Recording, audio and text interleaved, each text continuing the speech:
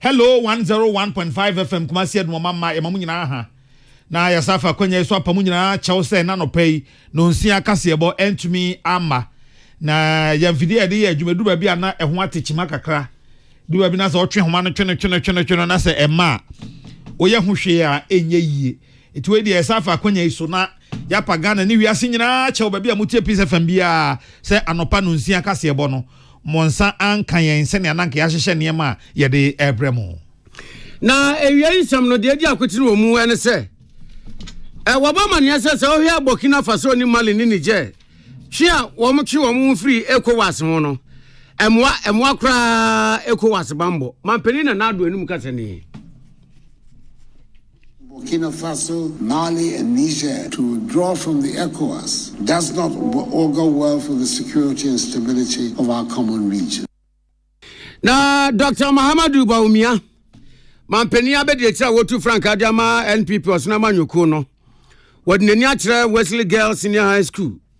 Na wakoya digital repository jumedie no wakopa wontuma. No in memory of ne maami a wonya ne baby kro wom de hye nanimunyam kama. Digital repository of this nature will facilitate ready retrieval of important records of the school, staff, and students. Na yena ningo pram na sebedwani Sam Jata George. Ena wobo de urubofo ne Sam Trafo abaso pa se LGBTQ+ ne na de yi. Wo ya se de urubofo ne Sam Trafo do mu gi mu bo hu de uro no a. E kan bi ni aba beduru ba bia ye duru.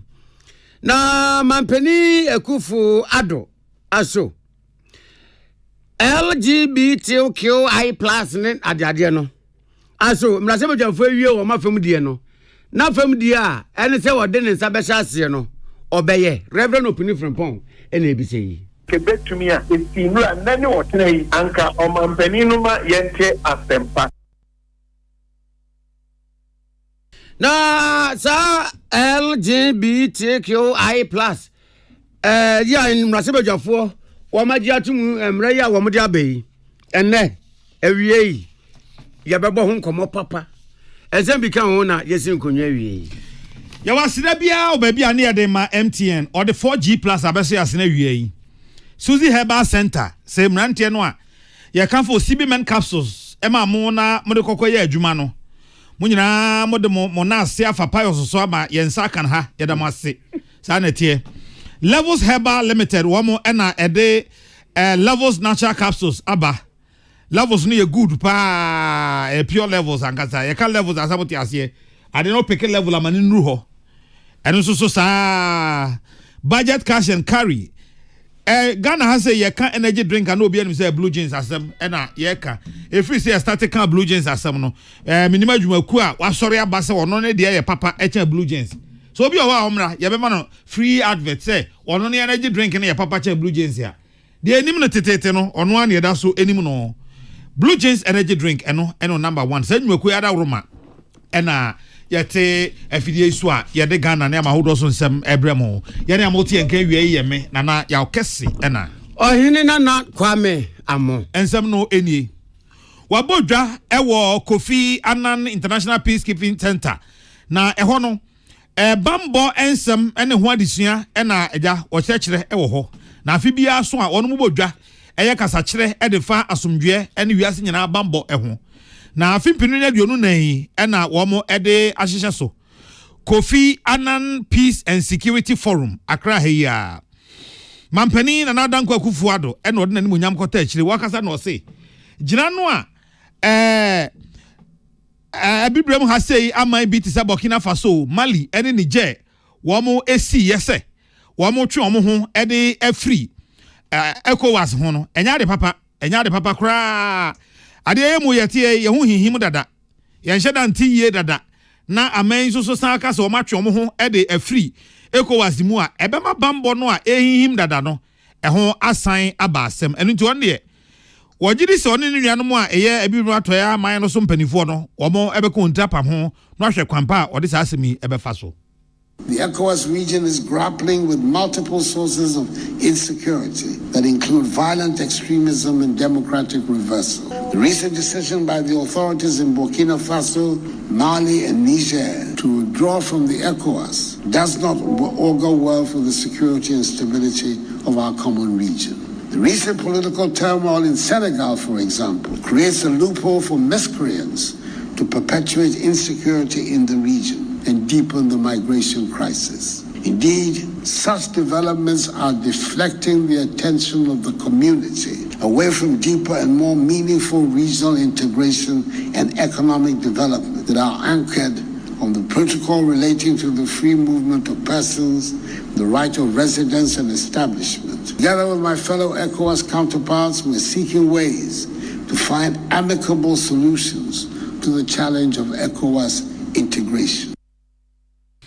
Na answa penny a wono and wo hwe akire se Commissioner Political Affairs, Peace and Security ewa bibre mu ha say Dr. Abdul Fattah Musa enso so ede na no eto sa Burkina fo ensemi mu ebi. What ECOWAS is saying, and that is what the last communique, the summit of ECOWAS said, ECOWAS needs them within the community and that they must rethink. Due to that, ECOWAS sort of lifted almost all the financial and economic sanctions, like border closure, freezing of the national assets of the three countries, and then all that. We removed all that, leaving only nominal sanctions. That is non-participation in decision-making instances of ECOWAS. AU is also having those sanctions on those countries. So those are the what we've done, and the boys now in their court, for them to rethink and then come back. Penny okasa ye ono na oba bibirima to ya ma hodo so a onkabo mukuo no wo ye bofotina ohwa manyosem asomdwe na bambo so kwesiko ko beka se Commissioner Political Affairs, Peace and Security a friend Abdul Fattah Musa ono no resanse mi nyina ebre na emra osuna manyoku NPP wo mo boja ana ejabo no mampeni ya be de kire wo no kra ya Frankatuni de ma osuna manyoku edi aban NPP wo mo de da campaign team any manifesto team edi no mampeni ya be de kire Frankatuni na Dr. Mamadou Baumia aka say wodwede na se na wakasa no se another time aba ebra sanso ababiem ama ebra ne ba ye no wasuna manyoku edi aban akire Ghana nya manse nyina se Ghana abakosen mu no se ye pe amanyoku a wo mte Ghana fosun enu omawreho enu omadi hiade ase na wo mo yenhye ye ne ntotoye mapa ede so ano a eye NPP wasuna manyoku no wasi NPP amanyoku no ebra ba mo masanso akire biu sense ye pe wo man Ghana amanyoku a ewo enisuade hunu papa ye dibu man ma omani ye yi a eye NPP wati wo ye mampeni na nado danko ekufu ado ebe ye mampeni a wo bu na chidom yi enema wo maye ewo emfrinsia enwotwe ye wo mu yi no wo de toto de aban abako ababeye a wo titiro mu firi amanyoku awodo akamu a mampeni na nado nen NPP aban wo maye bi papa Emma was rompo obeka se wo mayam na abroso abroso na enu se na se wo tie de oban krata nsem a wo mde ba ya ye kan wo radio so ne TV so a aya no obisa no se enti obi ntumi nka nkyere tin ya manyoku NDC for se egbo no a wo mne na ma wo mo hyehye no aban aye ni na wie dadaada ebi ni wifi wo mo so mo de be call senior high school si wo se anu sei aban we di abadada ama okwa nkoda nya internet e de ye de on person mo ye wo internet so nyina enti wo mo sasa bonu a aya wo mo sa na wo mo hye wo mo bono obi nka ntre wo mo sa aban aye na mampeni abedi akire a wo sa ye NPP Frankatuni Dr. Mamadou Baumia ewie ne nkasa ye no se wo besre campaign any manifesto team for ne se ejuma ne de adoso nanso ba kwa wo mo mani nko pa ye nkabom ene ba kwa ye enkabom ne ba ko ya de so mu man ke kire se kim ene 8 ni break no e be yere se benta. We have the mess, we have the vision, and we have the record. It is very clear the exhilarating speech that was given by the President, the State of the Nation yesterday, that our government has outperformed the NDC government in every sector. It's amazing that you're going for a contest with your opponent to get to be promoted to the next level or what. And meanwhile, when you start the exam, you beat them in every single subject. Meanwhile, they are trying to convince the public that they are better than you. What sort of mathematics is that? Our record is solid and it is there for everybody to see. Our vision has been clearly laid out and it will be reinforced by the manifesto.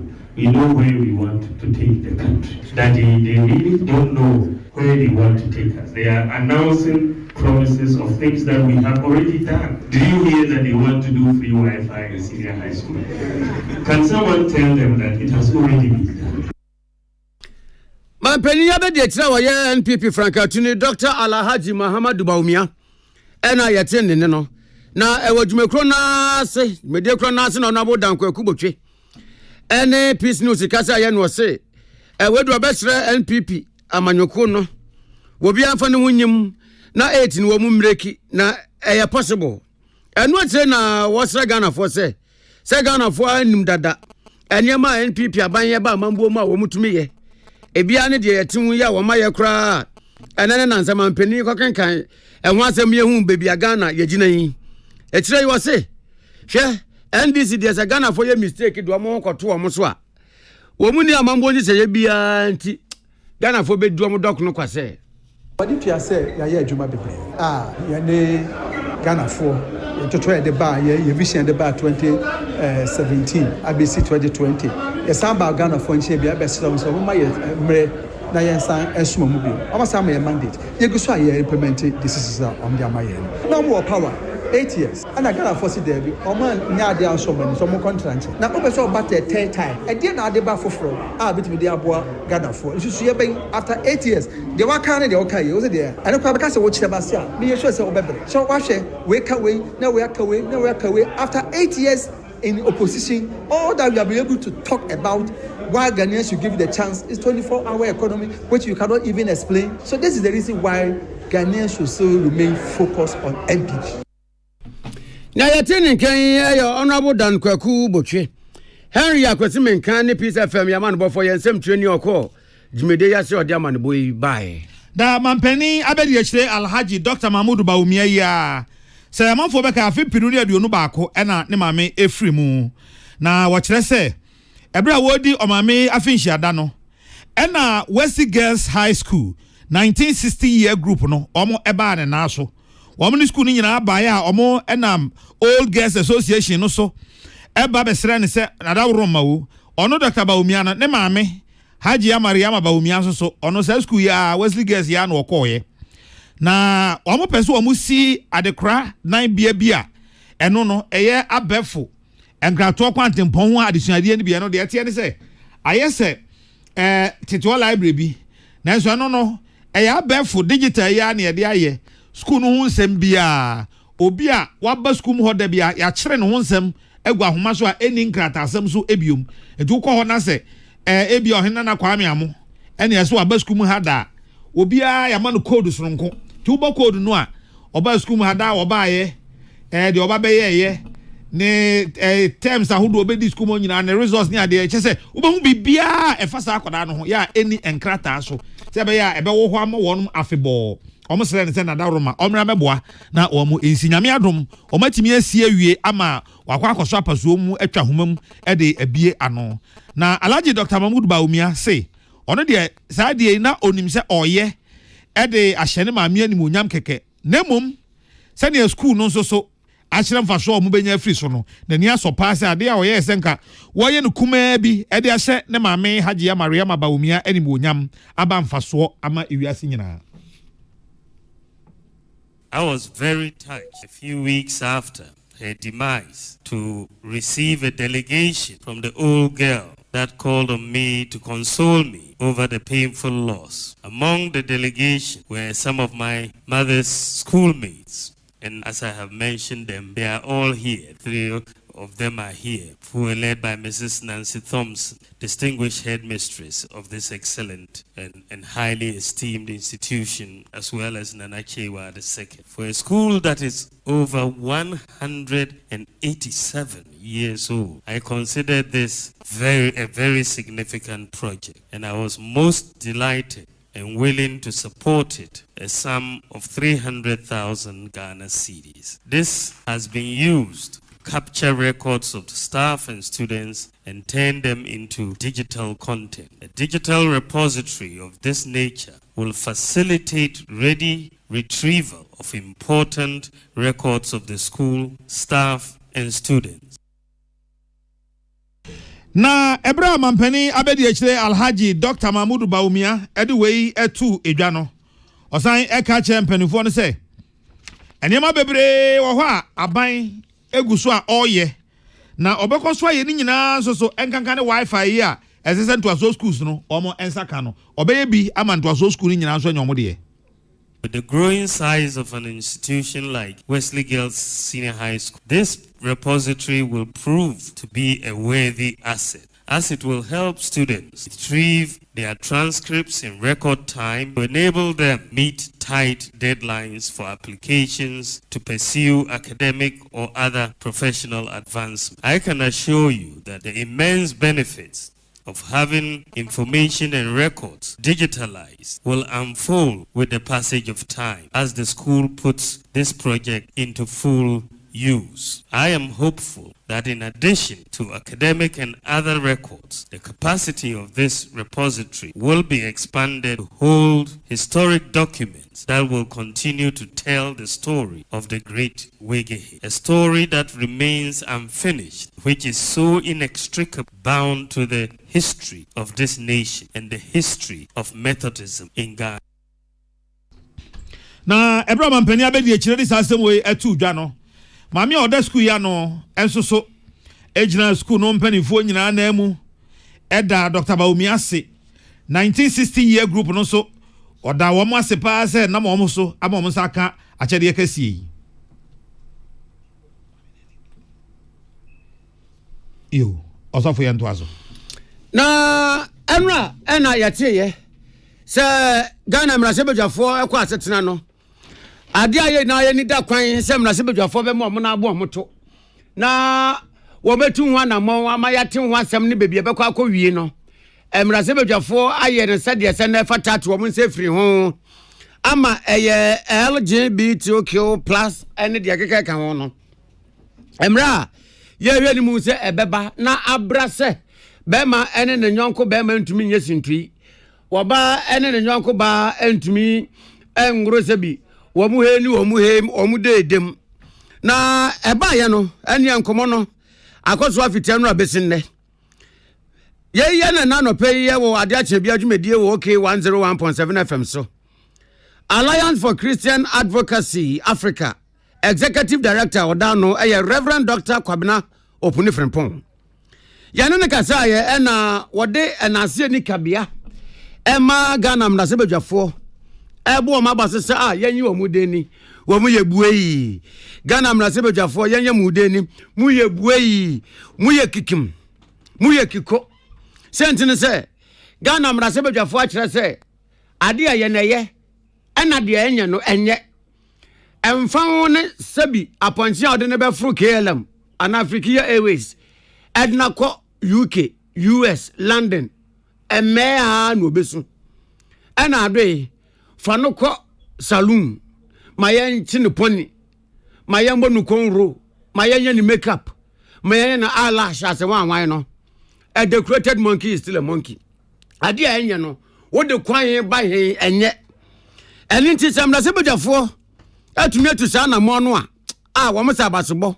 Ebi o ma kire se ye mema to ene ye ma wo kingdom of enwanwa eho bambo ni hia wo pa ntiade a ebe sai sa miamienu we di ye mra sebejafo so mo mpene so eye fine papa na eno na Reverend Dr. Kwabena Opuni Frempong ese emra sebejafo ayi o mafam di awie yi ayese body anyini a na akase ebetwa obese mampeni na nado danko akufo ado se yaka wo no so ode pen ebe se emra nase na wasan we na fiasa asa ye adwuma na ya bra sebi drumutu ene fa wo no Reverend Dr. Akwabena Opuni Frimpong Braye eda papa yenkunimdie da Ghana sa ware kankan aware fo won samsu banya esem rantie ne mabawa eseye butia se o man ne die yesre urade nya se obi ma obi brebia na nke betumi a esinu anane o tenai anka o mampaninu ma yente asempa anko basa da yo kasa bebrenu a na wo ho ansana ye nuanu di bill ne ko parliament enye me nwanwa se besa sorry na enye ma o mampaninu a aka ne britia na ofi office no asem we de nka ma o ma yemfa beka abato bre ho nsem e wo Ghana ha eni ho nkomo na ye chire yi ana Reverend Dr. Akwabena Opuni Frimpong ewo OKF madiache bi adwumedie so anopai ene wosanso sini tedua se nyame ya adom na mampeni na nadodan kwakufu adone nsa se emre yase na ebehase ya adwuma enso wa de se ye we chire ne se ya bekokọ nsori ya bekọ schools mu ya bekọ mosque siadan mu na ebiewu de urubafo ene nsamtrafo etumi abonwu de Europa de akire Ghana for ina tru Ghana for ina adwuna disi se sa LGBTQ+ I need ya keka kan ho no emra ba ekwetia no eyemra papa esanse ebebo ama musuo ne sa echiwade yi hey kia de fa hen echiwade ni musuo afrefra nyame abufu hyewo kia de fa hen my Ghana ya de nyame asese wa pegu bonsampa wo mfemfra so we yembra no wia na wo wie ni akapa ni se ye be kire mpani mofra ehiafo ni esikafo mrantie ni maba because saade yi no ni pe ka kire no esikafo omo etumrika sportsmen footballers akafia business people omo yi senior akafia nti mpo asofo na anokra top kasa yi asofo akafia bebre o Europe Germany mu a wo mo hu sade wo mo ta kire eni ni ma bebre enti sa o ye wadin se ye law o mra ye kwa koda ibi be ye yen nti ye nya law ni aka no se ye be kire sofo our saw them imam or mosque media so se ne amu ye na ye be kire ma ye ma na hu se enye se wo ya ye be tu nti enya de papa na yetini Kenya Executive Director Edma Alliance for Christian Advocacy Africa Reverend Dr. Akwabena Opuni Frimpong Elizabeth Ejin na so di nkomoyechi a wabo akire amayen na se omanfo bekaya efri se sa nkomodie hye ase no Ghana nimdifo bedu nwotwe bi kan omho bom se da bi omde omutia anamon adodo no a etu se yemra brasuo ya etisa se Ghana ye Ghana fo eye tan ye nsoso sa nsem we sei no ade Ghana fo nyina tan krizo sumtia nananom abibi sumtia na afi nananom Islam enso etia enti ede enko na wo saade no ho a gidie ku awdo enim nyina esoritia etigana fo dodo no aso ompe na so nipa ku isi da bi dodo no ayese yempe ne yanti bibia se yie eti ne yese yempe no emom so sori kase tia se mrahye bedwa no hwe no anye sa mra no antum yanya agi atum na wonu masa ba be kasa omo se eyi omo nwanwa papa na ya awrahosem pa se Ghana ya ye hu yeduem sa na yaji sa emra no atumu sa mpanifo yi emu baako ene Michael Akagbo opani maha good afternoon. Okay, but me catch you now what you say there. We try as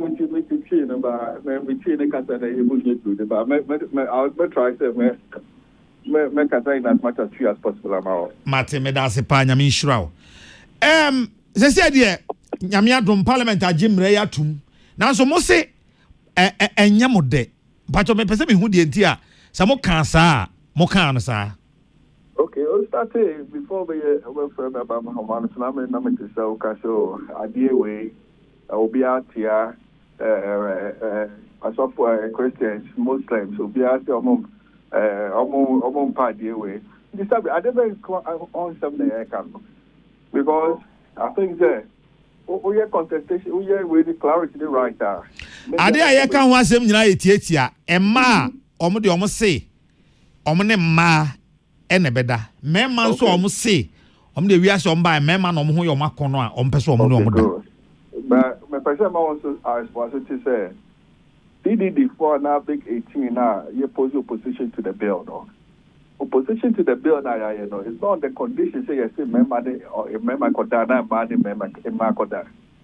The year can say sabi ya oshe criminal code and your section 104 say obema da for instance our law no ebetimi no ade I deal with you in the same way no if we say okay that's our law no I see penetration into ma de omunye penetration into man ka ho okay government as a government is there so regulatory law now you can do an amendment to the law and change to add some provisional person add no but that is not a position we have against the bill. The view we have against the bill is that bill in its entirety violates the freedoms guaranteed under Chapter 5 of the 1992 Constitution.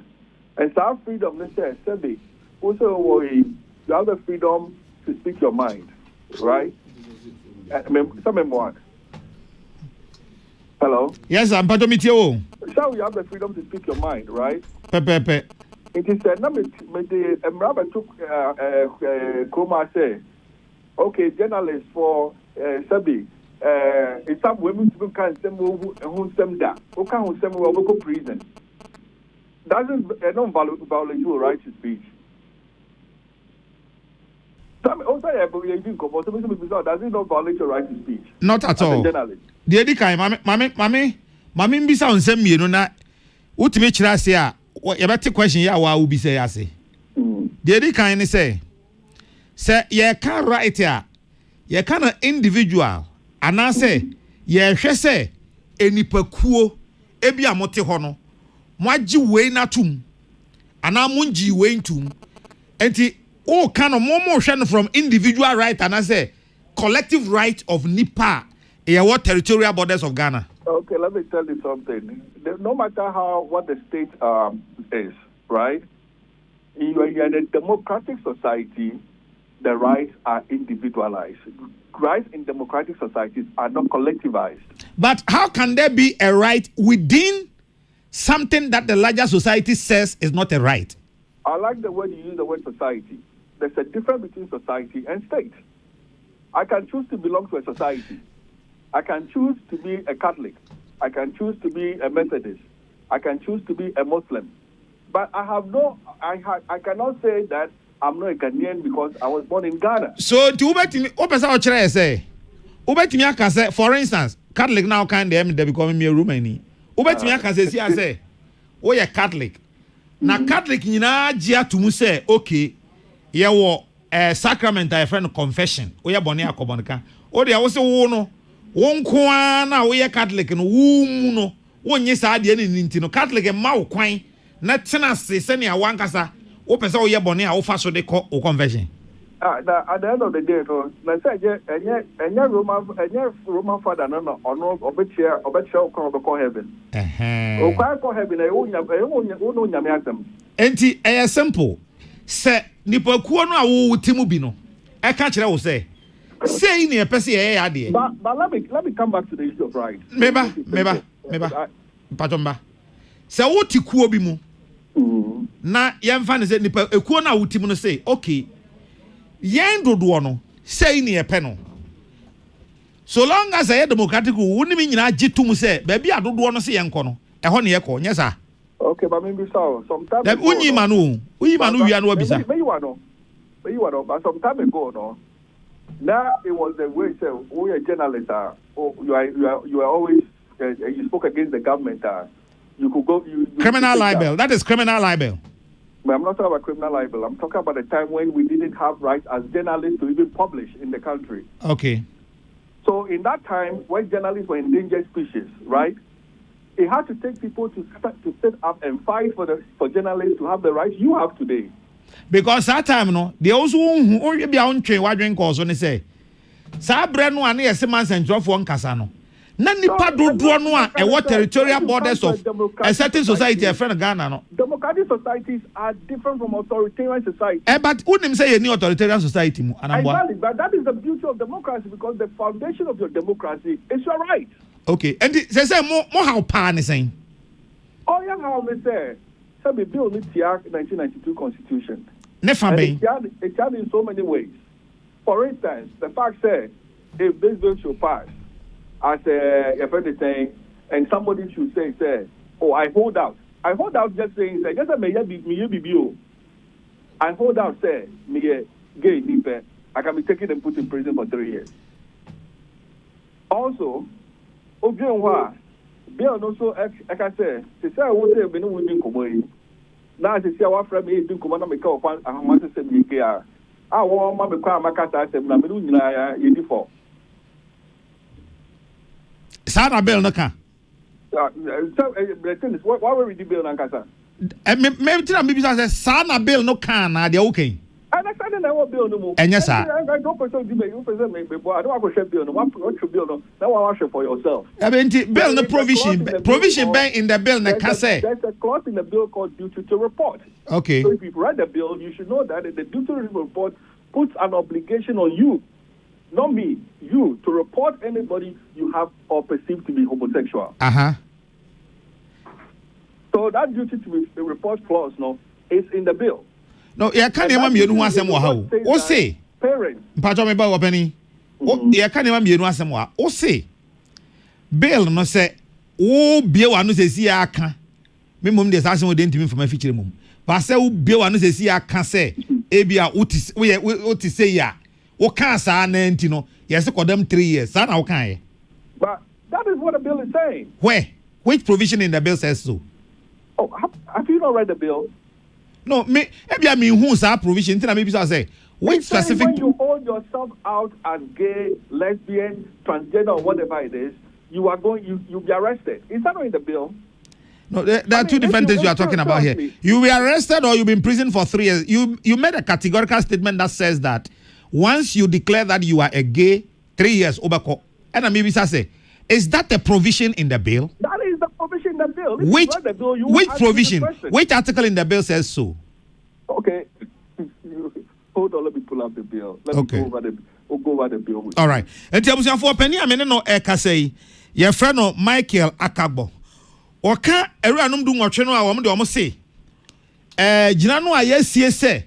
So oba no so no oba na beda be ma no so no oba ana obi obeye na adwene say oba bebo sa de no ho bra bia na obebo ho dawuro bia na ye mra etia no omne ye nya adwene no mu baako ene opani Michael Akagbo a mene no edi nkomo o say emra no ka say se unya bie wa no ka pe se wo de wo ye be ma wo ne mema ne da ana ba wo ne ma ne da pe emra no se yemfa ntu afiase mfie mienza ena me say eno de mani ntwa so ena o si o mema ne break akra na mame wa me de na me puli me do ba o me wo brema ododo ade me wo brema pa no say mema ne bre na onhwe emra no ne fa e ka sa asem we sei na ba bia na me no e twe ne kane no ne say o say ye ka no dodo amamu a na no nkyere say wo kontekoro no a utemu no woni ho kwan sa wo tena se ne odomankoma edom wo e ma wo nkwa se tena se ena mimi bisa ne se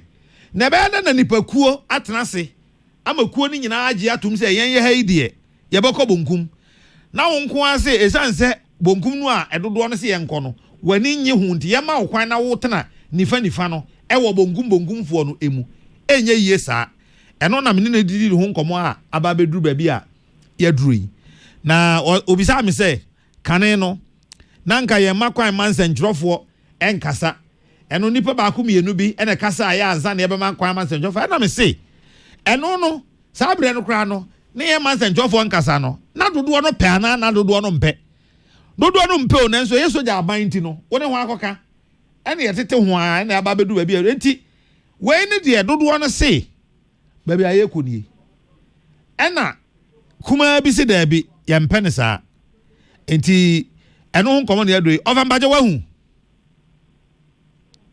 Mami, 1 minute, right? Okay. Any onim. Let me pull it up. After me pulling it up. Let me pull it up. Okay. Okay. Any onim.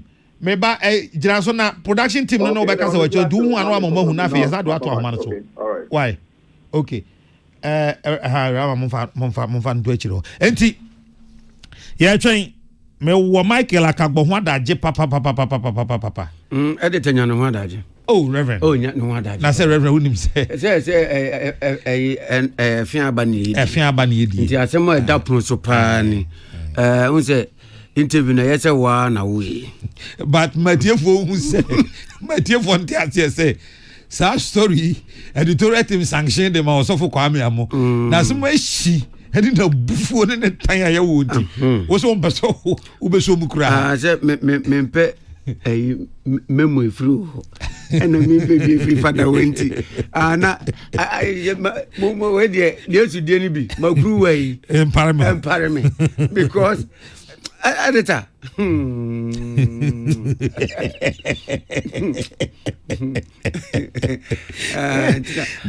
adaje ni bre we dey osofo he una wo amamfo si mitrimu odin pa nyanya mitrimu na edin o o sa asem de oni ni pe kan otumire a mani nchresie so eto otumire a mani nchresie nti wo de ayi onya hu se pa onya hu de ne says okaseme man esi mama no ko be sima miensa wa hu okay ene o de mo fa no so na men kasem kire no over my girl.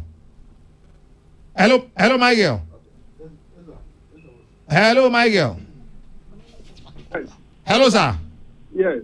Ntunim opa yenye ni sei ni se be ya Ghana for 80 wasem no ebetimi ehunu ba bia wo po ni gina na ombeti ni ameso me kana si ntu de hwehwe mra no provisions no a e kasa asem ni nyina hwehwe anwumre ne ento asa nkomo yi so. Oh, mame just 1 minute. Let me pull it up to see how I. Me pa cho you ene gina so na yenko enzamfo fro so mra sofo. Na eja ye tempo anu nko ade ye tianwem LGBTQ plus I ene de keke kan ho no a ho nsam ane ye kan na ye komra se bedwe a emra se bedwani a wono asem waji bo no bo se sekune bodies ana crest a wono kwa na di ho aprepreja pa ne wone amansan de urubo nwumekuo yi bi kasa otumi yi ne bo free ne mu kana dwene pa de kire wo mo aye ningo prampram emra se bedwani Sam Jata George na wone pizza fe makasa no se ade no a wo mani abresa no se bi yase papa pa wo maso enye nanum do ne yie yo wo mo pe sebi ye manu a afi no mo ba no a anhwa na wo bi enya penipa wo fie anka nche ne se sa de we ye tiwade ana se bo man esai wo man na nipa na kwa akoye so enu ti no mo mani abrese sa de ne de se sebi nipa da sani a nyame na bo wo no so obeji nipadua mu feelings ya ya gine underground waba wo oh da bia de cha monko pa yo ang my girl Yes. Pacho. Okay. So we'll call the first article of the act, right, of the bill. I say the first article of the bill. Okay, Article 1. I say this act applies to a person who holds out as a lesbian, a gay, a bisexual, a transgender, a transsexual, a queer, an ally, or a pansexual. So these are the categories of people that the bill criminalizes for holding out. So no, but hold out at any of these positions. But Michael, now me can say okay. Oh, the council so I say the provisions in the bill are categorical that if somebody comes to say the bill prescribes a definite punishment for that person because what can say oye bino. I thought you were going to look for that for me. Yes. So in that sense, but you see, you are I think basically what we might probably say the same thing in different ways. But what I'm saying is, the bill applies to anybody, so it doesn't really matter. Debbie Tio, Michael, I didn't say yamra. Nancy, say, and Yama way, who say a bonia. Obviously, as I say, a chair of say, because I dear way a bonintino. So we say, a bonnet. Okay. Now the nanka minim say be a wo to aso aka ko si ni say because oba bonten be kan ye no say we again because we again antin yes ya kodam mfie miensa. So under Article 6, okay, right? Prohibition of LGBT related activities. It's a person commits an offense. The key word is offense, right? Yes. If the person, it goes to A, B, C, D to E, holds out as a lesbian, a gay, a transgender, a transsexual, a queer, pansexual, and ally. It says you commit an offense if you hold out. Okay? And then when you come down to 2 of 6, it says, and the person who commits an offense under these paragraphs commits a second-degree felony and is liable to a summary conviction for a fine of no less than 750 penalty units and no more than 5,000 penalty units, or to a term of imprisonment not less than 3 years. So that is in the bill. Okay.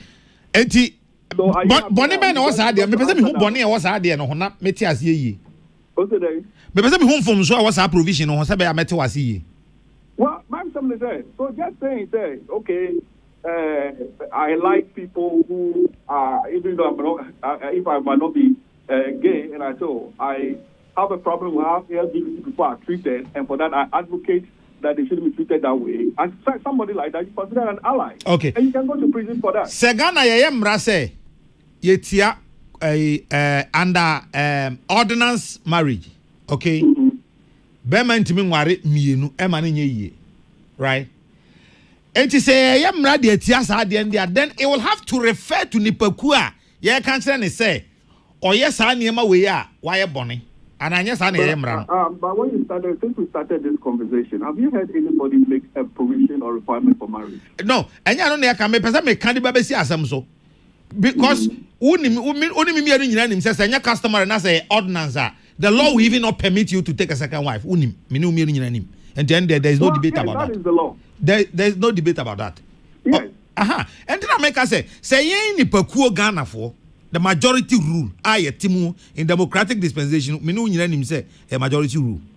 Now say you say, yempe sadie we ya. That is the problem. Yempe wa bema was so one day nyame abo ade nyame abo bema so onfa bema ono de bema true mu no ope. Yesi ye chiri sadie no, e taboo. Mo meso so sadie ma no so Ghana ha. Yenye bone. You have to understand, and I have to say this, I keep saying this all over again. The position of CDD is not saying that men should go and have sex. They say, "Oh, Kasama CDD," and I say the 18 apostles of and also the 18. That's the you are talking about the 18 apostles of the gayism. Yes. Okay. That men, we are not advocating. Nowhere have we advocated that men should go have sex with men. We have never said that anywhere on any platform.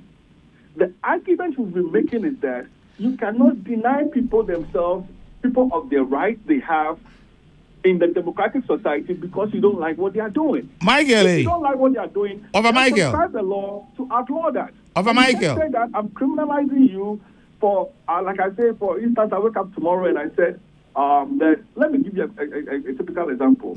Last population census that ever out, 75% of Ghanaians say they are Christians, right? 18% says they are Muslims, right? A couple more say they are traditional African religion, and then about 2 or 3% say they are atheists. Okay, so in this context, we have a Christian majority, do we not? We do.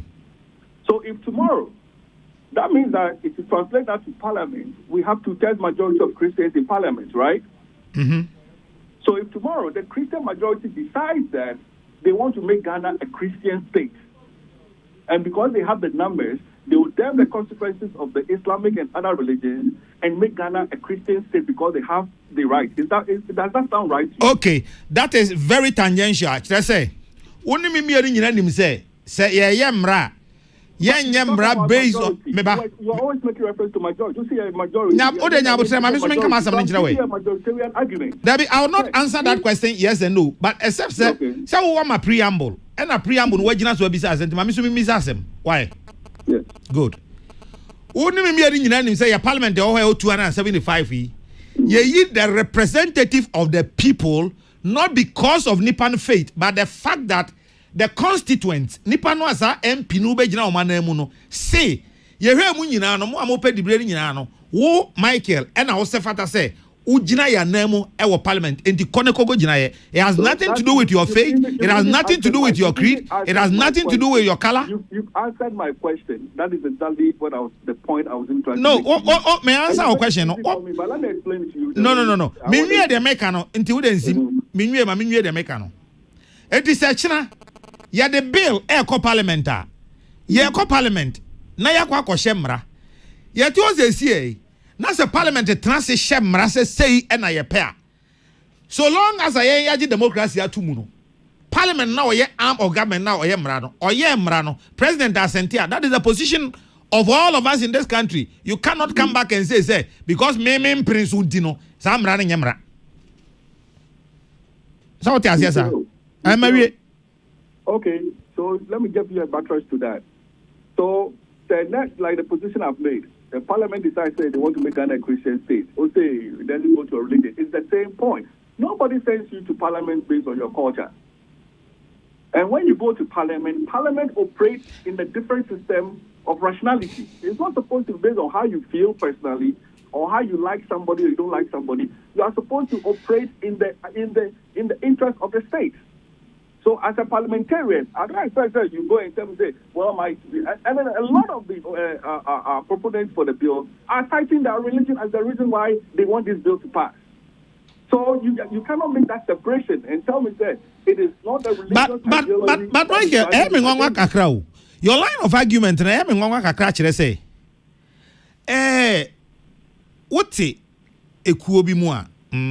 Ote ekuobi mua. No. Before you say that, let me say something. See, this idea of democracy, that it is a majoritarian rule, maybe we need to contest what democracy really is. Because really, democracy is not just about majoritarian rule. So if you are speaking in that context, because it's Timana, 95% say 85% is say Michael, you got about 2024 say see na election 2024 everyone say on my I register at Twabano. You na even 52% and 51% the Kora can say. Yepe Michael say, oh now you're the next president of Ghana. Now other ones now you can say there be Michael the argument, life argument and ye de. TNP finding ye president.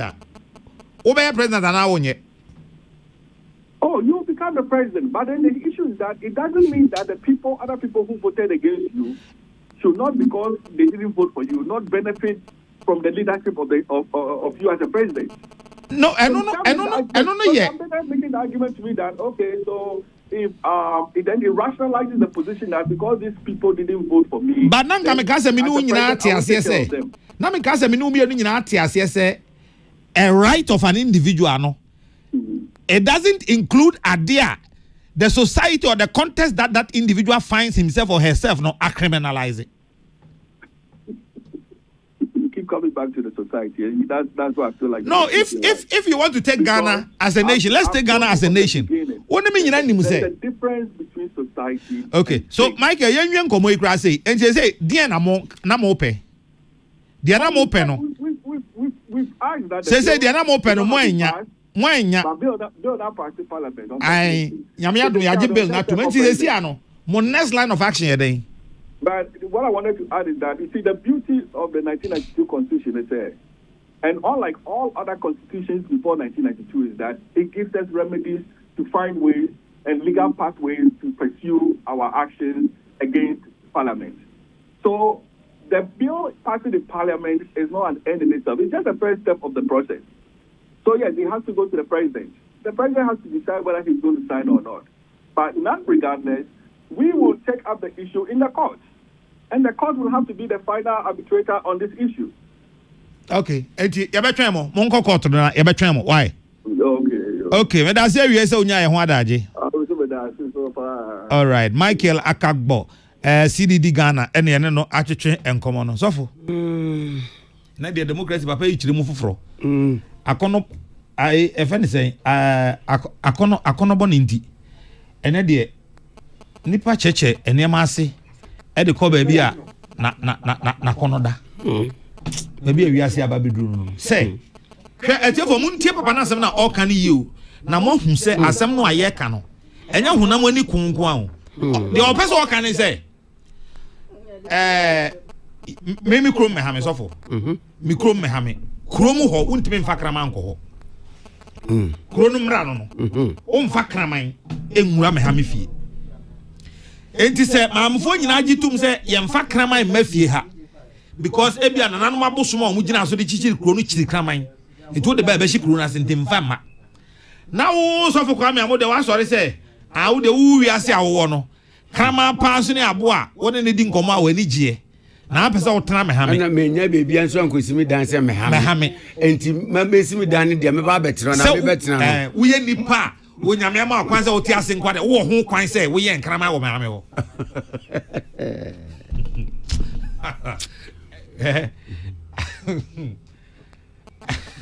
asam no cry mystery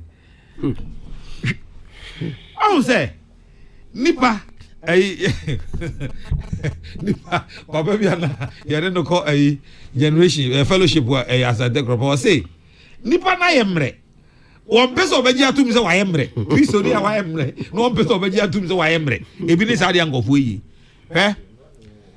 no kura wo mu ne se aha ye ti se si me ne Joyce awaru o room sorry mintimi nko gina wiase ba bia nkoka se ma hu Gladys Boache na no ye mfe pa mpese me ware no ka Joyce ho eti court mpere so na me nsan nko san eno so emfanka eno kra me an mebo makọ homa no ye ma me kwan because they yaji atumu ne se emramu no o ware eye baako pe be ma baako ene na yire baako yes na mbo me de makọ se mrana kasa de ne so mrana yesa na otietia me fa ahudie so se ne Gladys ho ye me fe ne de me wo ho kwan se me ware no ka ho because what can ba be unse Solomon na na ire mu ye ahanso we asem we ye kan sa asem we etefo amutie yen mo hwe ni yi o na anya sa ye tete sa asem we hu ana daache Oba, be free school aba. So mommy, I want to come and introduce my boyfriend to you. Oba friend ne hwan ya. Oba ba no. Oba ka so ne boyfriend e ba be chiro no. Oba hwe na Pretty Joyce. Ana se Isabella Danso. No be say na boyfriend we so na gina hoi. Me hu be ma bia ho. Da be we nipa se e mo kwan na mo nya sa de we. Yemma bema kwan no ne bema nhye so asem no na won na chiri ko kwa wodi ne ma wo ba kufo ya Mike re ne kasa yi wo say enye se mu chiri mo de mo say bema ne bema nkonkoda na enye se mo say bema ne bema nkonkoda adenti ne ye mreti a omo ye moya ade amumu se mu chiri ade ne ye mreti a omo ye moya Center for Democratic Development Ghana, CDD Ghana. Dia mujidi ni. We, dia mujidi ni. Na samne dia maso. Ye maso ne maso china. Ye ka mo matem ho ase. Mo de mo nya Professor Emeritus. Mo nya ho ahwan. Ye ka ne aka ne china, aka na de kieze me meti ye sofo. Se Dr. Faradex e china frame me ka kire me say sesi ano ya wo de gina bonten ne ka se wo de nya hwe ye be nyame kura mpengu fada nyame mpengu o da bi on jo adwen fize ma timu da fada nyame mpengu me de yes enso hweke fato o da mfamfa okra no bia frɛ me ka kire me se esi ade Peace FM for despite media yen ya ji atumu se oba ye oba ne be ma oba na be ma ye be ma o ne be ma na sa da noa na meje adwuma Peace FM ye beko sa da noa na meje mekɔ akɔ medo adidi trumutu medo adidi anyanka ye friend say nature kra be kunyen nature be kunyen samia metuwe pa wo se aw menya fefe de yi wo Hey. Kwame, wouldn't be a fan of Parenfo. Parenfo. Why Jip Parents a parent me no? You be discuss over the G. We discuss over the G.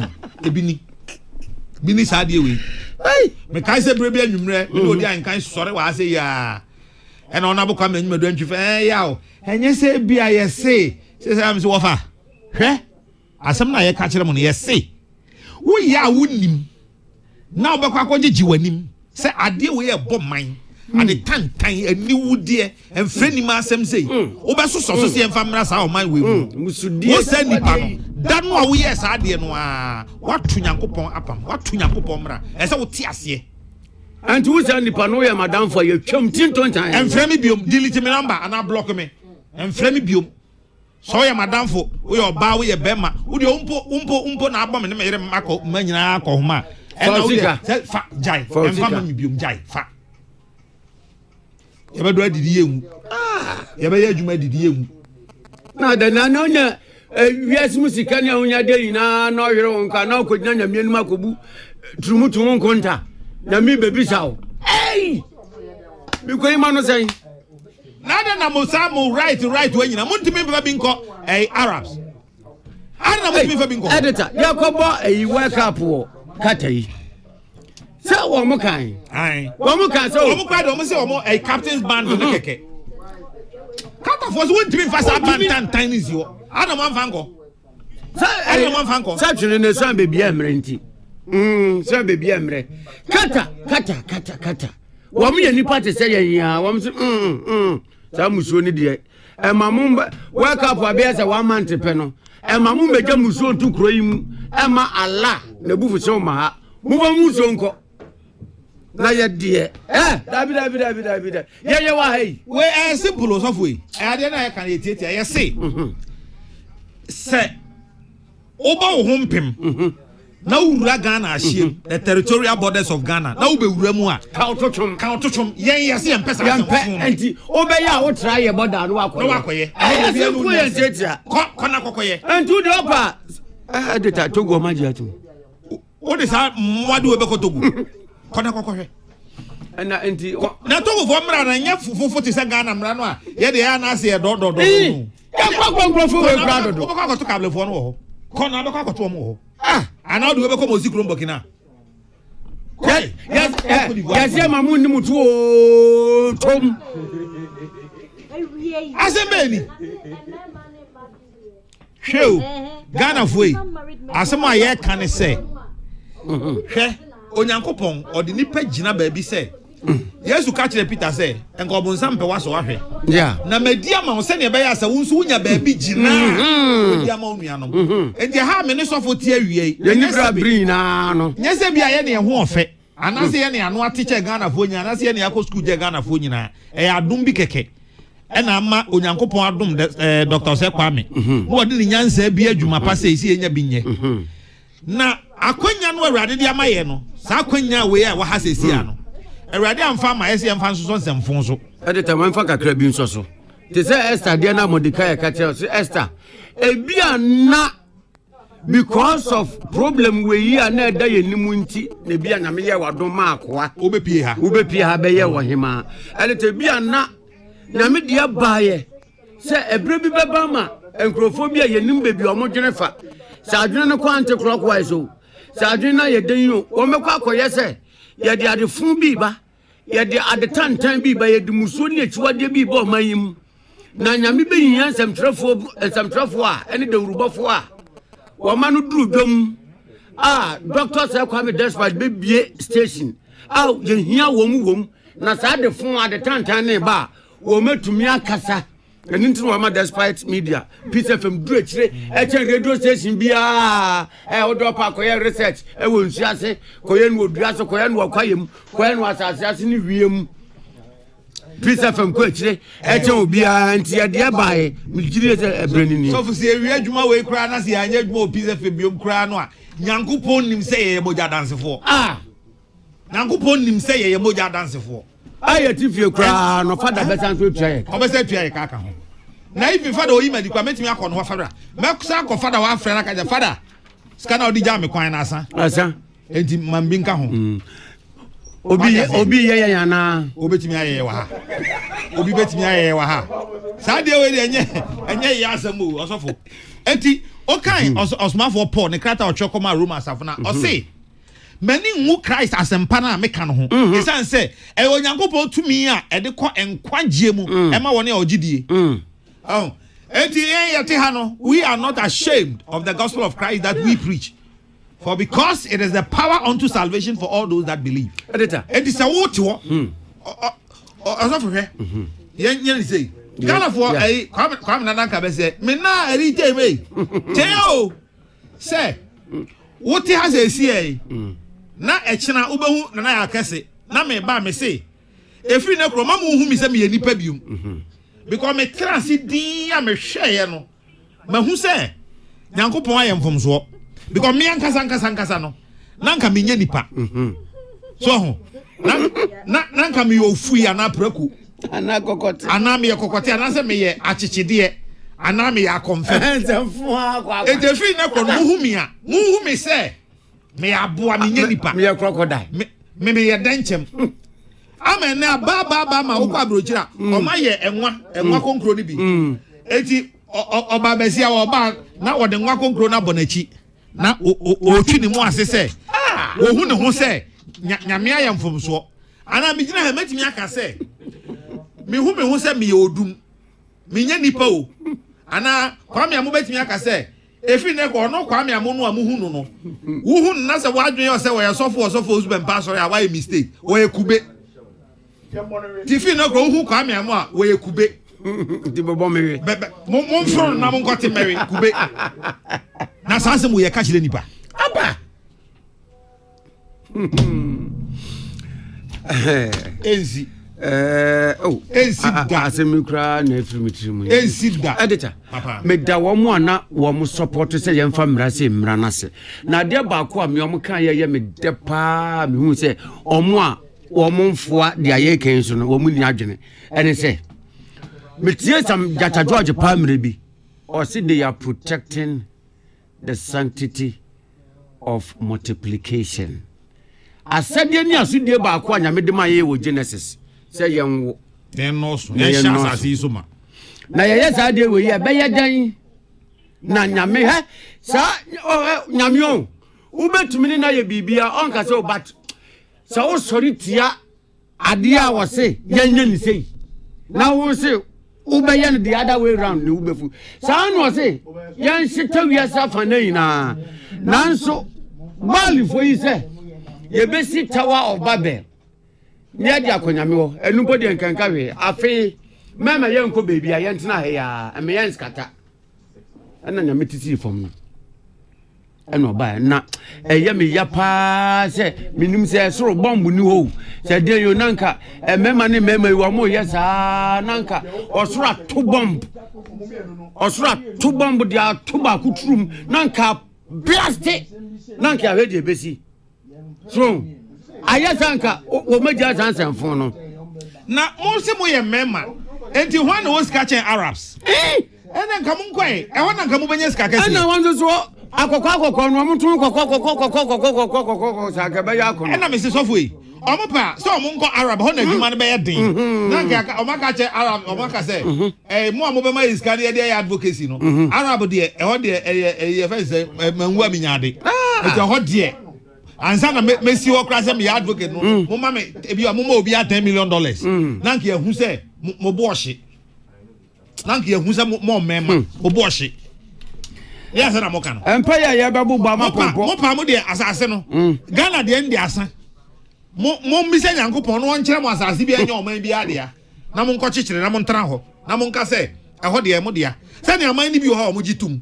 eti mo nka nkere mo yɛ sa de ne bi nyina se o mbetimi akɔ na so osoro ne asase ti ase na Nyankopon ti ase na ne ba Yesu ti ase na nyame sunsum konkron ye adwuma ensi e wo Ghana ha sei emma wo de wo ye gay ahye wo dem na ye wa de wo ni asem yes emma ye but emfa sam frɛ ni masem no mfiri wo dem hom na bonte meka se o pese obi anya bi wa hwe Gladys Boachi ti hei hwe Isabella ti hei hwe Pretty Joyce hwe nyame abode wo se pious na ape we pious who dey wa help pious hu me so aba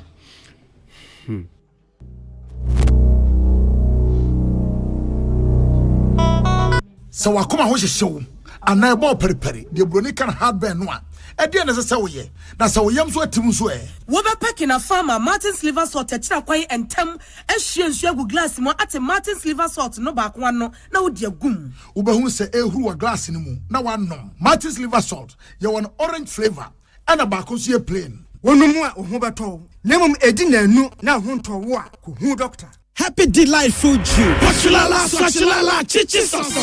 Afrana pa. Passion breakfast and was in woman. Joe Happy Delight Fruit Juice against with toast, cereal, and even bemku.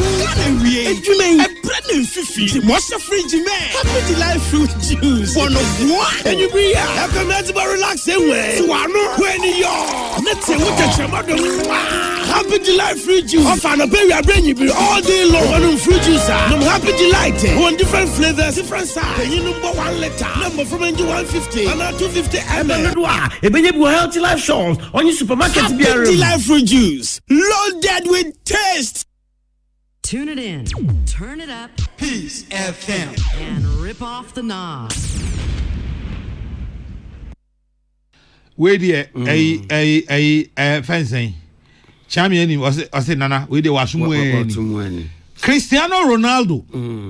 Ya branch aboard the wiase nyina obi anim se ono onimbo pa zero the board the onimbo no no onye team player ade ba kwa ha no kakra no ono the wiase ni nyina afọ no nko ane ho sesi aye ka sei wo Saudi Arabia and wo ball wo ho ade fo munti asoma me kan yie pa o amon hye ne nsoma me nanu na Cristiano Ronaldo ko ball on ball no wie ye no ene chitafo obi o stadium ho eno mo e budget so Messi who is Ronaldo susu ni Messi de akratwe ne do mo ntem ono Ronaldo ni Messi twekora so Messi no kra nim se Ronaldo wo ho sana de na akoye u aha ena Messi sa de ne Ronaldo ya eno Ronaldo mo an nsa sei o mo an nsa twede sei eno wo de share ni PE pant num so wo de wura ni PE pant num sei eno ne nsa no be fu an anim ho saa so I just say to do run the people to say or they be share